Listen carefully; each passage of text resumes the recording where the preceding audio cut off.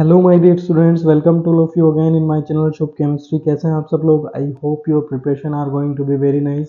So today's video is related to equivalent concept. तो हमें given है कि FeO और Fe3O4 when heated in air at constant weight, तो इनके वेट में जो क्या हो जाता है 5% का गेन हो जाता है। तो क्या हुआ है गाइस, FeO जो ऑक्सीजन से रिएक्ट कर रहा है यानी बर्निंग रिएक्शन शो कर रहा है और इसका वेट जो है Fe2O3, एक रिएक्शन बैलेंस ही, और इसको बैलेंस करें तो यहाँ पर 2 मोल FeO के यूज होंगे और कितना बनेगा Fe2O3 बनेगा।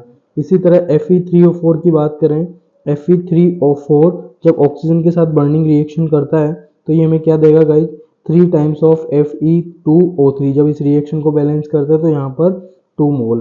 तो यहाँ पर ध्यान रखने वाली बात ये है कि इसके 2 मोल्स 2 इसके 1 मोल का फॉर्म कर रहे हैं, इसी तरह इसके 2 मोल इसके 3 मोल का वेट कर रहे हैं। अब ये जो वेट परसेंटेज है हुआ है वो कितने परसेंट का, 5% का वेट गेन हो गया है जब इनको हीट किया गया है आफ्टर। यानी कि पहले तो हमें पता करें कि इनिशियल वेट कितना था। इनिशियल अमाउंट में जो वेट था जो कि कहाँ से मिलेगा, 2 मोल्स ऑफ FeO। तो 2 मोल्स FeO की बात करें तो FeO का जो मोलर मास आएगा दैट इज 71 ग्राम। 1 मोल मतलब 71 ग्राम। और Fe2O3 का जो आएगा वो आएगा 160 ग्राम। इसी तरह Fe3O4 की बात करें, Fe3O4 का जो मास आएगा वो आएगा, यहाँ पर आएगा Y2, यानी इसका जो मास आएगा वो आएगा 232, 1 मोल का मास।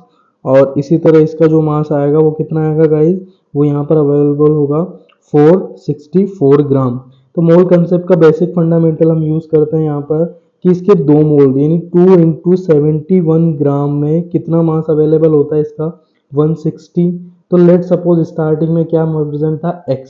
तो x ग्राम में कितना अवेलेबल होगा, तो क्या करेंगे गाइस, सिंपली इसको मैं लिख सकता हूँ 160 डिवाइड बाई 144 इंटू एक्स। ये मेरे पास इनिशियल अमाउंट में वेट आ चुका है। अब इसी तरह सेम फिर से इसको रिलेट करता हूँ कि 232 ग्राम किसमें अवेलेबल है, 462 में। तो अगर इसका y ग्राम अज्यूम है तो y ग्राम में कितने अवेलेबल होंगे, that is 3 times of 160 into Y divide by 464 ग्राम।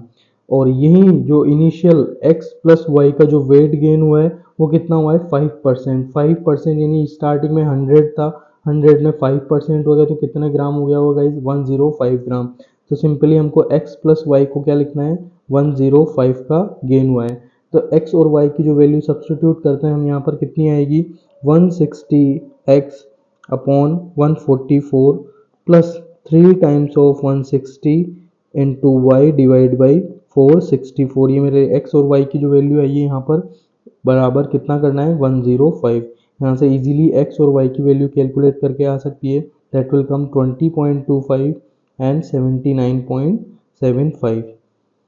अच्छा, इसकी परसेंटेज की बात करें तो परसेंटेज में कन्वर्ट करने पर ये कितना आएगा गाइस, 20.25%। और इसी तरह ये रिमेनिंग पोर्शन कितना आएगा, 79.75%। I hope it is clear to all of you. इस तरह हमने कंपोजिशन को कैलकुलेट किया है। Thank you guys, don't forget to like subscribe the channel.